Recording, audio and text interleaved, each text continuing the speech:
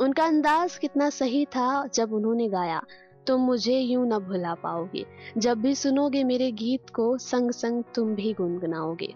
ये अंदाज था हिंदी फिल्मों के गीतकार मोहम्मद रफी साहब का।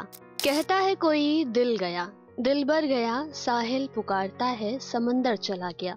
लेकिन जो बात सच है वह कहता कोई नहीं, दुनिया से मौसीकी का पैगंबर चला गया। ये है नौशाद अली साहब की शायरी, जिसे इन्होंने फरमाया था मोहम्मद रफी साहब की मृत्यु के बाद। हिंदी सिनेमा के सुहाने सफर में आज चलिए बात करते हैं एक मशहूर गायक की। भारतीय फिल्म संगीत में आजकल अनावश्यक शोर शराबा, महत्वहीन तथा अश्लील बोलों का जोर है, और ऐसे वक्त में पुराने गीत और उस दौर का सदा हुआ संगीत ही है जो श्रोताओं को बरबस ही आकर्षित अपनी ओर आनंदित करता है। पुराने गीतों में भी विशेषकर जब पुरुष गायकों के सफल प्रस्तुतिकरण का आकलन किया जाता है तो अमर गायक रफी का नाम आज भी फिल्मकाशा के शिखर पर जगमगाता नजर आता है। हालांकि आवाज के इस जादूगर से बिछड़े हुए हमें तकरीबन 40 साल से ज्यादा हो चुके हैं, लेकिन आज भी उनकी आवाज में गाए गीतों के बिना किसी का संगीत संग्रह पूरा ही नहीं होता।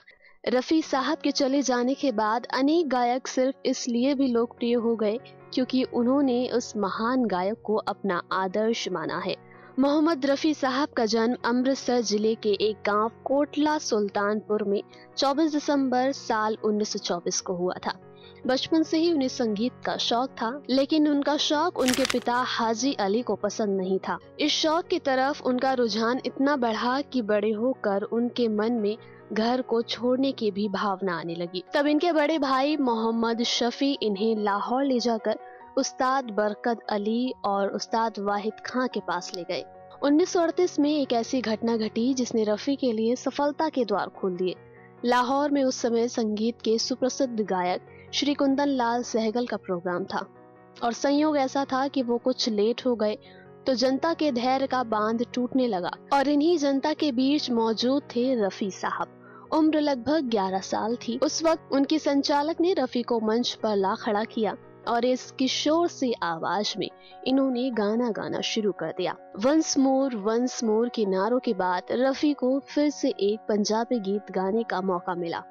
गाने के दौरान सहगल साहब भी आ पहुंचे। उन्होंने भी रफी को सुना और काफी खुश हुए और आशीर्वाद दिया।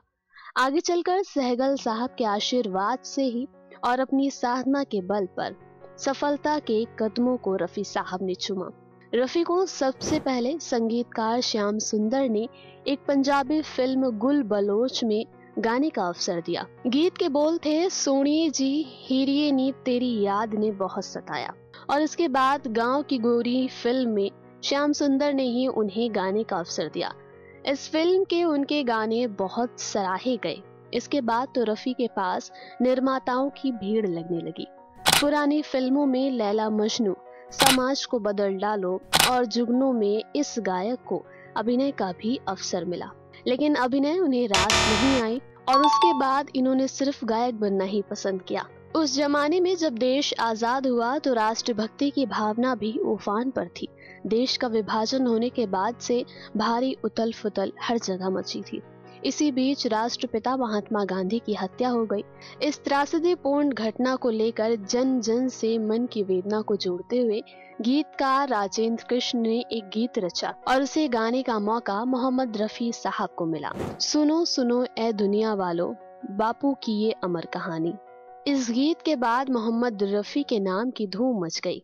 इसके बाद तो रफी ने देश की एकता को सूत्र में पिरोने वाले बहुत से गीत गाए। मोहम्मद साहब ने कभी ऊंची, कभी धीमी, कभी कांपती आवाज में तो कभी खिलखिलाती आवाज में गीत गाने शुरू कर दिए और सभी का दिल जीतना शुरू कर दिया। दोस्ती, भक्ति, वियोग, प्रेम और वैराग्य जैसे सारे भावों को उभारने में मोहम्मद रफी की गायकी का उनके जीते जी कोई सानी नहीं रहा। दोस्ती से उनका गाना कोई जब राह न पाए और दुनिया के रखवाले बैजुवारा फिल्म का चल उड़ जा रे पंछी भाभी फिल्म से गाना, आजा तुमको पुकारे मेरा गीत, ये दुनिया ये महफिल मेरे काम की नहीं, साथी ना कोई मंजिल, ये फिल्म बम्बई का बाबू से गाना, तेरी गलियों में न रखेंगे कदम, बाबुल की दुआएं लेती जा, छू लेने दो नाजुक होठों को, जैसे तन मन को झंझोर कर रख देने वाली लगभग 20,000 से भी अधिक फिल्मी गीत और करीब 2,500 गैर फिल्मी गीत गाकर रफी ने संगीत प्रेमियों के समक्ष अपनी श्रेष्ठता सिद्ध कर दी। गाना एकल हो या कोरस, कव्वाली हो या गजल, भजन हो या युगल प्रेम गीत, दुख दर्द भरे माहौल में आवाज भर्राए गले से भी ज्यादा गहराइयों से उभरती हो, या फिर मस्ती भरे माहौल में आवाज के सहारे झूमने और शोक चंचल अंदाज में खिलखिलाने की अदा, सभी को अपनी मधुर वाणी देकर इस महान गायक ने अमर कर दिया। हिंदी फिल्मों में उनके विशेष योगदान को देखते हुए सरकार ने साल 1967 में उन्हें पद्मश्री से सम्मानित किया। उन्हें फिल्मों में श्रेष्ठ गायन के लिए 6 बार फिल्म फेयर अवार्ड दिया गया, जो एक अपने आप में कीर्तिमान है। यह अवार्ड 14वीं का चांद, ससुराल दोस्ती, सूरज नीलकमल और हम किसी से कम नहीं के लिए मिले। वो 35 वर्ष तक अपनी लोकप्रियता का जादू हर जगह बिखेरते रहे। वो सबसे ज्यादा सम्मान जनता से मिलने वाले प्यार को देते थे। 26 जुलाई 1980 को फिल्म आसपास के लिए उन्होंने अपना अंतिम गीत रिकॉर्ड कराया था। गीत के बोल थे, शहर में चर्चा है।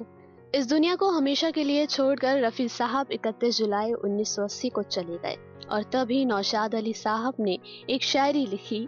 कहता है कोई दिल गया दिल बर गया, साहिल पुकारता है समंदर चला गया, लेकिन जो बात सच है वो कहता कोई नहीं, दुनिया से मौसीकी का पैगंबर चला गया।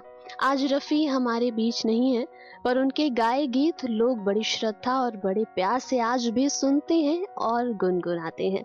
रफी साहब के बारे में जानकर आपको कैसा लगा, कमेंट बॉक्स में जरूर बताइएगा। साथ ही ऐसी कहानियों से जुड़े रहने के लिए सब्सक्राइब कीजिए TBT यानी कि द बॉलीवुड टॉक।